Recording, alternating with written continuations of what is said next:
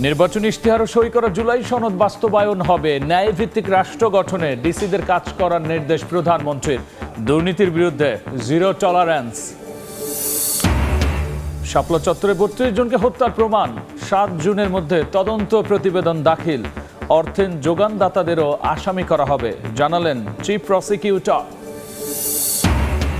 হাম উপসর্গে আরও 10 জনের মৃত্যু। হাসপাতালে ভর্তি 1250। প্রভাব পড়ছে শিশুর মানসিক স্বাস্থ্যেও। অভিভাবকদের বেশি সময় দিয়ে বাড়তি যত্নের পরামর্শ। পানিতে তলিয়ে কষ্টের ফসল। হাওরে বেশি দামেও মিলছে না শ্রমিক। রোদ না থাকায় নষ্ট হচ্ছে শত শত মন ধান। ক্ষতিগ্রস্তদের 3 মাস খাদ্য সহায়তা দেবে সরকার। এবং জ্বালানির দাম বাড়ার প্রভাব পণ্য পরিবহনে। ট্রাক প্রতি ভাড়া বেড়েছে 1 লাফে 3 গুণ। সুযোগ নিয়ে ভোক্তার পকেট কাটছে অসাধু চক্র। সরকারকে কঠোর হওয়ার পরামর্শ।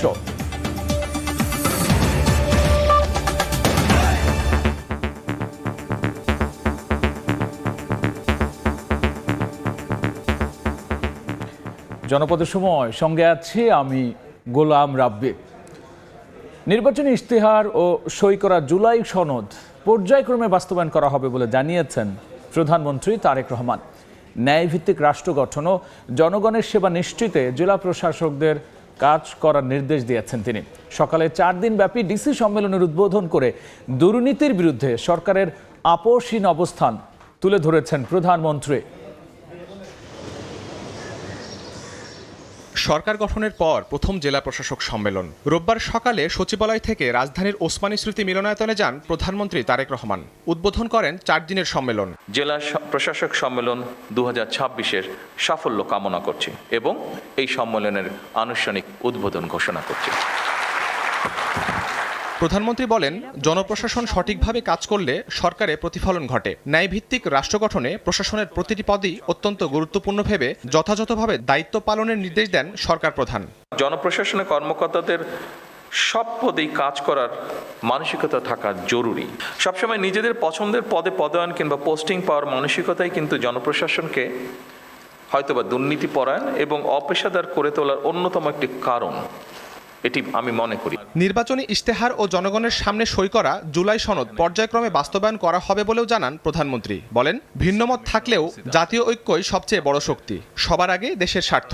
নির্বাচনী ইশতেহার এবং জনগণের সামনে স্বাক্ষরিত যে জুলাই সনদ, আমরা সেই সকল কিছুর অর্থাৎ আমাদের ম্যানিফেস্টো এবং জুলাই সনদ, এটার প্রতিটি দফা, প্রতিটি অঙ্গীকার পর্যায়ক্রমে আমরা বাস্তবায়ন করতে চাই।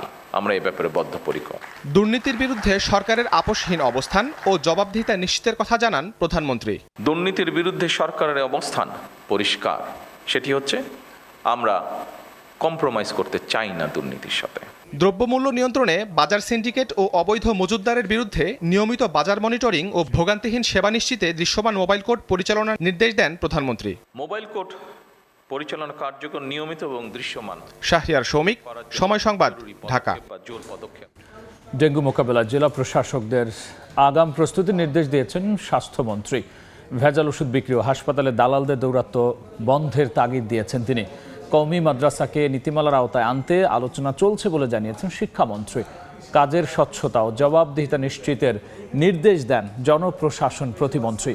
অনিয়ম বন্ধে ডিসিদের কার্যকর ভূমিকা রাখার নির্দেশনাও দেওয়া হয়। বিকেলে ডিসি সম্মেলনে এসব কথা বলেছেন মন্ত্রীরা। জেলা প্রশাসকদের দেয়া প্রায় 2000 প্রস্তাবের মধ্য থেকে 498টি প্রস্তাবের উপর আলোচনার লক্ষ্যে শুরু হয়েছে এবারের ডিসি সম্মেলন। রোববার সকালে রাজধানীর ওসমানী স্মৃতি মিলনায়তনে প্রধানমন্ত্রীর উদ্বোধন শেষে সম্মেলনের প্রথম দিনের কার্য অধিবেশনে ডিসিদের নানা নির্দেশনা দেওয়ার কথা বলেন সংশ্লিষ্ট দপ্তরের মন্ত্রীরা। সামাজিক সুরক্ষা কর্মসূচি, জনপ্রশাসন মন্ত্রণালয়ের সার্বিক পরিকল্পনা তুলে ধরেন মন্ত্রিপরিষদ সচিব নাসিমুল গনি। কাজের ক্ষেত্রে স্বচ্ছতা ও জবাবদিহিতা নিশ্চিতে ডিসিদেরকে নির্দেশনা দেন প্রধানমন্ত্রীর উপদেষ্টা ও জনপ্রশাসন প্রতিমন্ত্রী। প্রশাসনিক কার্যক্রমে স্বচ্ছতা ও জবাবদিহিতা নিশ্চিত এবং সিদ্ধান্ত গ্রহণের ক্ষেত্রে দীর্ঘসূত্রিতা পরিহার করতে হবে। সঠিক উপকারভোগীদের কাছে যাতে সেবা পৌঁছায় তা নিশ্চিত করতে হবে। জনগণের অভিযোগ শুনতে হবে।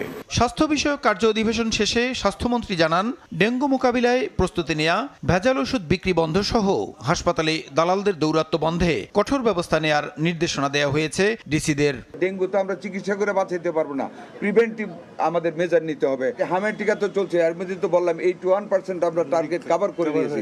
এদিকে কওমি মাদ্রাসাকে নীতিমালার আওতায় এনে সাধারণ শিক্ষার সমমান দিতে আলোচনা হয়েছে বলে জানিয়েছেন শিক্ষামন্ত্রী। তাদের প্রতিনিধির সাথে আমরা বসেছি এবং তাদের ইকুইভ্যালেন্সি ডিগ্রি যেটা হওয়ার সেটা আমরা কথা বলেছি। যেমন দাখিল, আলেম, এইচএসসি, ফাজিল ডিগ্রি, কামেল মাস্টার ডিগ্রি, ওদের শুধু দাওরাকেই বলা হয় মাস্টার ডিগ্রি। ওই লেভেলগুলোকে আমাদের ঠিক করতে হবে। কিছু কিছু জায়গায় টেকনিক্যাল এডুকেশন দিতে হবে। আমরা চাই না তারা আলাদা থাকে। আইন মন্ত্রণালয়ের অধীনস্থ কোনো প্রতিষ্ঠানে অনিয়ম দুর্নীতি পেলে মন্ত্রণালয়কে জানাতে ডিসিদের নির্দেশনা দেওয়া হয়েছে বলে জানান আইনমন্ত্রী। তার অধীনস্থ যে সমস্ত ডিপার্টমেন্ট আছে সেই ডিপার্টমেন্টগুলোতে কোনো সুনির্দিষ্ট অনিয়ম দুর্নীতির অভিযোগ থাকলে আমাদেরকে জানাতে বলেছি। অনিয়ম বন্ধে কার্যকর উদ্যোগ তদারকি করারও নির্দেশনা দেন আইনমন্ত্রী। এইটা যাতে না হয় সেটা। প্রসূন আশিস, সময় সংবাদ, ঢাকা। 2013 সালের 5 মে রাজধানীর শাপলা চত্বরে 32 জনকে হত্যার প্রমাণ পেয়েছে তদন্ত সংস্থা। আগামী 7 জুনের মধ্যে দাখিল করা হবে প্রতিবেদন। চিফ প্রসিকিউটর আমিনুল ইসলাম বলেন, শাপলা চত্বর হত্যাকাণ্ডের তদন্ত প্রায় শেষের দিকে। শুধু ঢাকাতেই 32 জনকে হত্যার তথ্য মিলেছে, তবে প্রকৃত সংখ্যা এখনই বলা যাচ্ছে না। এই ঘটনায় অর্থের যোগানদাতাদেরও আসামি করা হবে বলেও জানিয়েছেন তিনি। ইসলাম নিয়ে কটূক্তির অভিযোগ তুলে 2013 সালের 5 মে ঢাকার শাপলা চত্বরে অবস্থান নিয়েছিল হেফাজতে ইসলাম। দিনভর উত্তেজনা ও সহিংসতার পর রাতে পুলিশ, র্যাব ও বিজিবির অভিযানে খালি করা হয় এলাকা। এ সময় হতাহতের শিকার হন অনেকে। দলবদ্ধভাবে এবং প্রিপ্ল্যান্ড ওয়েতে তাদের উপর আক্রমণ করলো। সেখানে প্রায় 32 জনের বেশি লোক অন দ্য স্পট মারা গেল। নারায়ণগঞ্জে নিহত হলো, চট্টগ্রামে নিহত হলো। এই ঘটনাটাকে আমি অগ্রাধিকার বেসিসে এবং বিশেষ প্রায়োরিটি দিয়ে আমি তদন্ত কাজ শুরু করি। আমি আমার তদন্ত সংস্থাকে আমি বিশেষ নির্দেশনা দিই। প্রায় 90% কাজ, তদন্ত কাজ এটা প্রায় শেষ হয়ে গেছে। চট্টগ্রামের কিছু ইনভেস্টিগেশন আমাদের বাকি আছে। হামও উপসর্গে 24 ঘন্টায় মারা গেছে আরও 10 জন। হাসপাতালে নতুন করে ভর্তি হয়েছে 1261 জন। হামের প্রাদুর্ভাবে ঝুঁকি বাড়ছে শিশুদের মানসিক বিকাশে। দেখা দিচ্ছে খিটখিটে মেজাজ আর অতিরিক্ত কান্নার প্রবণতা। প্রভাব পড়ছে অভিভাবকদের মানসিক স্বাস্থ্যেও। বিশেষজ্ঞরা বলছেন, আতঙ্কিত না হয়ে সময় দিতে হবে শিশুদের। টিকাদান, সচেতনতা ও মানসিক সহায়তা নিশ্চিত করা গেলে সুস্থ থাকবে শিশু। প্রায় নির্মূল হওয়া হামের তাণ্ডবে বিপর্যস্ত দেশ। 2 মাসের কম সময়ে কেড়ে নিয়েছে প্রায় 300 শিশুর প্রাণ। আক্রান্ত প্রায় 40,000। দীর্ঘদিন জ্বর সহ শিশুর শারীরিক জটিলতার প্রভাব পড়ছে মানসিক স্বাস্থ্যেও। ব্যাহত হচ্ছে স্বাভাবিক জীবনযাত্রা, বাধা পড়ছে সামাজিক বিকাশেও। হাসপাতালে ভর্তি হওয়া শিশুদের অভিভাবকরা জানান, আক্রান্ত হওয়ার পর থেকে পরিবর্তন হতে থাকে স্বাভাবিক আচরণ। দেখা দেয় খিটখিটে মেজাজ, কান্নাকাটির প্রবণতা। যখন অতিরিক্ত মাত্রায় জ্বর থাকে তখন ও লাথি ঘুষি মানে পাশে আবার ক্যানেল ধরে টান মারে। জ্বর কারণে কেয়ার করলে যেত না, বইতো না, খাইতো না, মেজাজ খিটখিট হয়ে গেছে। এখন পর্যন্ত তেমন একটা সুবিধা হয় না। চিকিৎসকরাও বলছেন, আক্রান্ত শিশুদের শারীরিক আচরণে আসছে পরিবর্তন। এতে মানসিক ও আর্থিকভাবে ক্ষতিগ্রস্ত হচ্ছে পরিবার।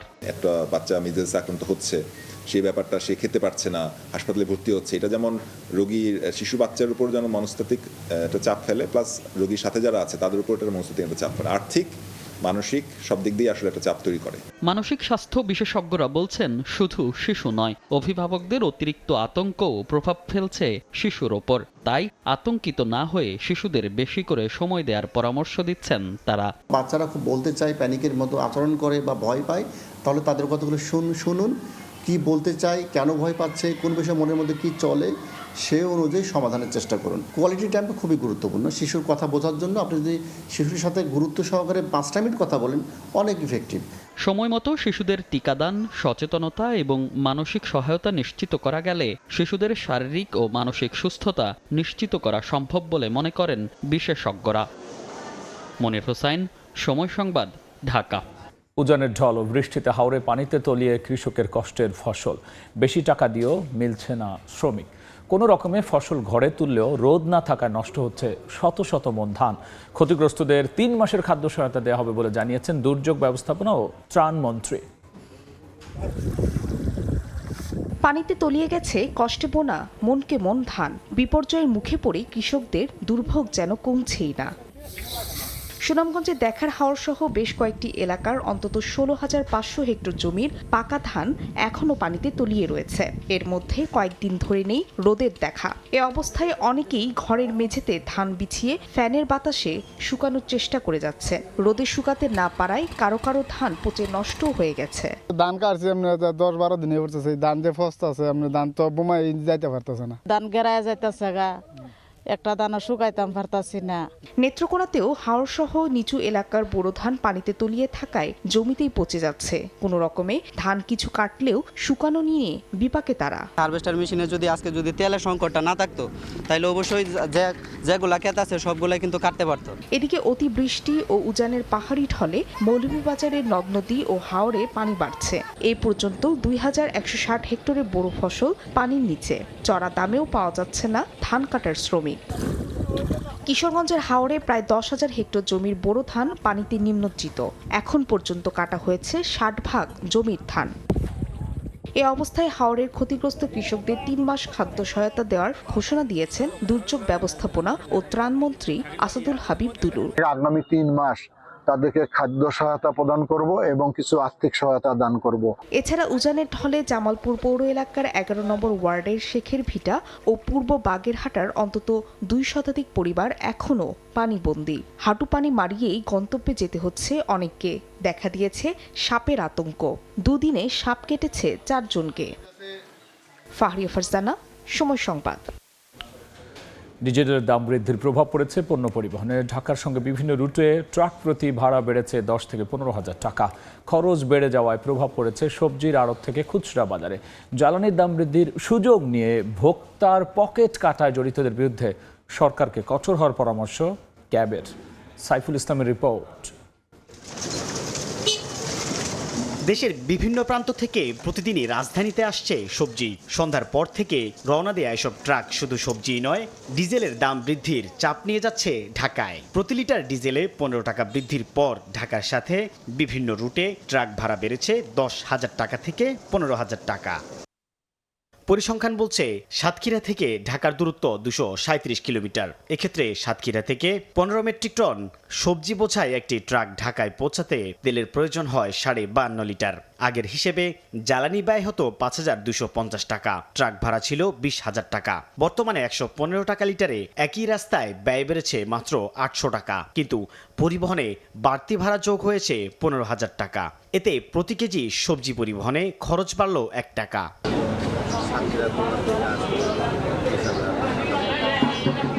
এখন মনে করেন আপনি ডিজেলের দাম বাড়ার কারণে মনে করেন আপনার একটা গাড়ির ভাড়া দিতেছি আমরা মনে করেন 35,000। তেল বেশি লাগছে, যার কারণে ভাড়া বেশি। ঢাকার বাজারে হিসেবে 1 টাকা বাড়ার কথা থাকলেও ব্যবসায়ীদের দাবি কেজিতে দাম বেড়েছে 3 টাকা। কেজি মালে গাড়ি ভাড়া আপনার আছে আগে ছিল 3 টাকা, এখন হয়েছে 6 টাকা। আগে ক্যারিং খরচ ছিল তার থেকে ডাবল হয়ে গেছে। চালের বাজারেও পড়েছে এর প্রভাব। ব্যবসায়ীদের অভিযোগ, গাড়ির সংকট ও জ্বালানি নিতে অতিরিক্ত সময় ব্যয় হওয়ায় মোকাম ভিত্তিক 15 মেট্রিক টন ধারণ ক্ষমতার ট্রাকে ভাড়া বেড়েছে 5,000 টাকা। হিসেবে 50 কেজি বস্তায় মাত্র 16 থেকে 17 টাকা বাড়ার কথা থাকলেও খুচরায় প্রভাব পড়েছে 100 টাকা। মোকাম বেঁধে 4-5 হাজার টাকা বাড়তি। আমরা তো ধরেন যেগুলো আছে এগুলা সব বেশিরভাগই ক্রেতার উপর দিয়ে দিব। বিভিন্ন যানবাহনের ভাড়া বাড়াতে আবার মোটামুটি 2-3 টাকা আবার বাড়িয়ে গেছে। জ্বালানির দাম বৃদ্ধির সুযোগ নিয়ে ভোক্তার পকেট কাটায় জড়িতদের বিরুদ্ধে সরকারকে কঠোর হওয়ার পরামর্শ ক্যাবের। আইন প্রয়োগকারী সংস্থার লোকজন তারা দেখেও না দেখার মতো ভান করে থাকে। অনৈতিক ছাড় দেওয়ার যে মানসিকতা, এটা থেকে বের হয়ে আসতে হবে। জ্বালানির দাম বৃদ্ধির সাথে পরিবহন খরচ মিলিয়ে সবজির দাম বাড়ায় এই রেশে ভুক্তভোগী সাধারণ মানুষ। জ্বালানি তেলের দাম বৃদ্ধির প্রভাবে দেশের পরিবহন খাতে তৈরি হয়েছে বড় ধরনের চাপ, আর সেই চাপ গিয়ে পড়ছে নিত্যপণ্যের বাজারে। এতে করে অস্বস্তিতে পড়ছেন সাধারণ মানুষ। এমন কঠিন পরিস্থিতি থেকে উত্তরণে সমন্বয়হীনতাকে বাদ দিয়ে দীর্ঘমেয়াদী জ্বালানি ব্যবস্থাপনায় নতুনত্ব আনার তাগিদ খাত সংশ্লিষ্টদের। সাইফুল ইসলাম, সময় সংবাদ, ঢাকা।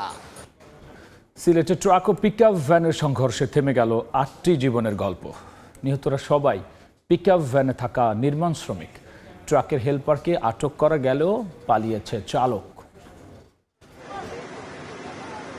রোববার সকাল ৬টা সিলেটের দক্ষিণ সুরমার তেলিবাজার এলাকায় দিনের শুরুতেই ঘটে যায় হৃদয় বিদারক এক ঘটনা। কাঁঠাল বোঝাই একটি ট্রাকের সঙ্গে শ্রমিকবাহী পিকআপ ভ্যানের মুখোমুখি সংঘর্ষ হয়। এতে মুহূর্তে থেমে যায় কয়েকটি জীবনের গল্প। ঘটনাস্থলে প্রাণ হারান 4 জন, পরে হাসপাতালে নেয়ার পথে আরও 4 জনের মৃত্যু হয়। আহতদের অনেকে গুরুতর অবস্থায় ভর্তি আছেন সিলেট ওসমানী মেডিকেল কলেজ হাসপাতালে। স্বজনদের আহাজারিতে ভারী হয়ে ওঠে হাসপাতালের পরিবেশ। আমি জানি এই গাড়িটা পিকআপ সাথে মারা যাওয়ার সাথে গাড়ির যার মতো লোক ছিল পড়ে গেছে একজন, হাত ভাঙা গেছে, পা ভাঙা গেছে, ও আঘাত পাশে কারো হাতের মতো ছিলে গেছে। থেকে ফ্যামিলির মাঝে তাই রোজগার, তাই রুজি করতা, ছেলে মেয়ে 3টা আছে, 3টা পড়ালেখা করে। তো যেহেতু পড়ালেখা করে তান আনিয়া খাওয়াইতা, এখন যেহেতু নাই, এখন আর আল্লাহ আসুন নিয়ম বালি শিখিয়ে এবং আইনিভাবে গাড়ি চালানোর জন্য নির্দেশ দেওয়ার জন্য এই আশা আমি প্রত্যাশা করছি। পুলিশ ও ফায়ার সার্ভিস জানায় খাগড়াছড়ি থেকে কাঁঠাল বোঝাই করে সিলেট যাচ্ছিল ট্রাকটি। সিলেট থেকে পিকআপ ভ্যানে করে নির্মাণ কাজের উদ্দেশ্যে সুনামগঞ্জে যাচ্ছিলেন কয়েকজন শ্রমিক। পথে সিলেটের দক্ষিণ সুরমার তেলিবাজার এলাকায় ট্রাক ও পিকআপ ভ্যানের মুখোমুখি সংঘর্ষ হয়। দুর্ঘটনায় ট্রাকের হেলপারকে আটক করেছে পুলিশ, তবে পালিয়েছে ট্রাক চালক। জব্দ করা হয়েছে ট্রাকটি। দুর্ঘটনার কারণ অনুসন্ধানে তদন্ত শুরু করেছে পুলিশ। যারা আহত হয়েছেন তাদের ট্রিটমেন্ট চলতেছে, তাদের ভিতর কয়েকজন আশঙ্কাজনক আছে এবং আপাতত পরিস্থিতি শান্ত আছে। খাগড়াছড়ি থেকে একটি কাঁঠাল বোঝাই ট্রাক এবং সিলেট থেকে সুনামগঞ্জগামী একটি ডিআই পিকআপ, যাতে আপনার 15 থেকে 16 জন নির্মাণ শ্রমিক ছিল। তো এই দুটো ট্রাকের মুখোমুখি সংঘর্ষ হয় এবং সংঘর্ষের ফলে ঘটনাস্থলে 4 জন নির্মাণ শ্রমিক নিহত হয় এবং হাসপাতালে নেওয়ার পরে আরও 4 জন নির্মাণ শ্রমিক নিহত হওয়ার খবর আমরা পেয়েছি। নেত্রকোনায় কিশোরের ছুরিকাঘাতে এক যুবকের মৃত্যু হয়েছে। মৌলভীবাজারে মুসল্লিকে কলম দিয়ে খুঁচিয়ে হত্যা ও কুমিল্লার শ্বাসরোধে বৃদ্ধাকে হত্যা করেছে ডাকাত দল। শনিবার রাতে দুর্গাপুর পৌরসভার তেরিবাজার এলাকায় ওয়াহিদুল ইসলাম কেলিস ও কিশোর গ্যাং সদস্য নূর মোহাম্মদের কথা কাটাকাটি হয়। এক পর্যায়ে ওয়াহিদুলকে ছুরিকাঘাত করে পালিয়ে যায় নূর মোহাম্মদ। প্রতিবেশীরা ওয়াহিদুলকে উদ্ধার করে হাসপাতালে নিলে চিকিৎসক মৃত ঘোষণা করে। অভিযুক্তকে আটক করেছে পুলিশ। এদিকে মৌলভীবাজারের শ্রীমঙ্গলে মসজিদে নামাজরত অবস্থায় হাফিজ মিয়া নামে এক মুসল্লিকে কলম দিয়ে খুঁচিয়ে হত্যা করা হয়েছে। এ সময় অন্য মুসল্লিরা হত্যাকারী জসিম মিয়াকে আটক করে পুলিশের সোপর্দ করে। কুমিল্লার চান্দিনায় শ্রমিক পরিচয়ে বাড়িতে অবস্থান নিয়ে সংঘবদ্ধ ডাকাতির সময় এক বৃদ্ধাকে শ্বাসরোধে হত্যার অভিযোগ উঠেছে। জড়িতদের শনাক্ত গ্রেফতারে অভিযান চলছে বলে জানিয়েছে পুলিশ। খাদ্যের সন্ধানে শেরপুরে গারো পাহাড় এলাকায় বন্য হাতির পাল নষ্ট করছে ফসলের ক্ষেত। বাধ্য হয়ে আধা পাকা ধান কাটছেন কৃষক, তবে ক্ষতিপূরণ দেওয়ার আশ্বাস দিয়েছে কৃষি বিভাগ। গারো পাহাড় ঘেঁষা সীমান্তবর্তী এলাকায় প্রায় দেখা মিলছে বন্য হাতির। পাহাড়ে পর্যাপ্ত খাবার না পেয়ে লোকালয়ে ছুটে আসছে প্রাণীগুলো, খেয়ে সাবার করে ফেলছে কৃষকের পাকা ধান।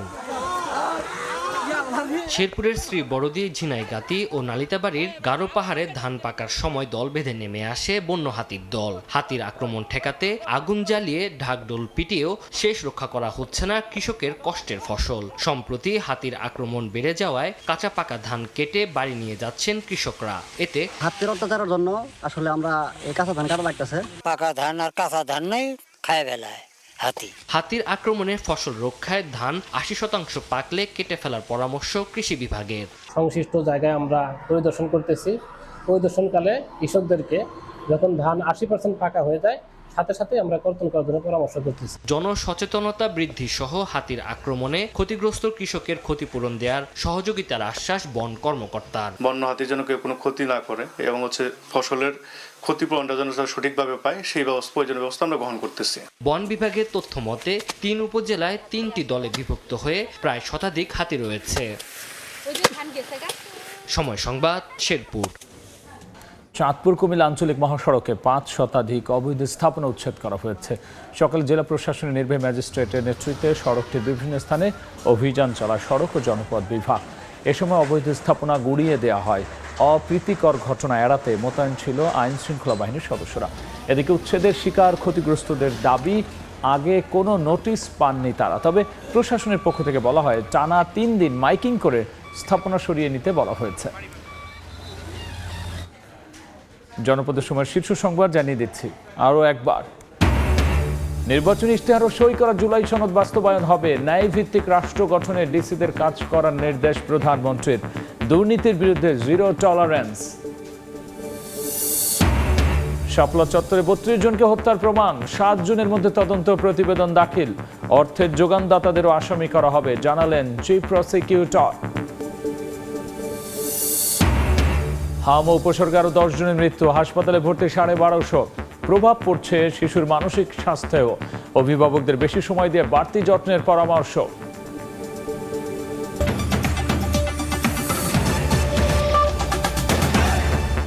এই ছিল জনপদের সময়। এরপর রাতের সময় নিয়ে আসছি কিছুক্ষণ পর। সঙ্গেই থাকুন সময়।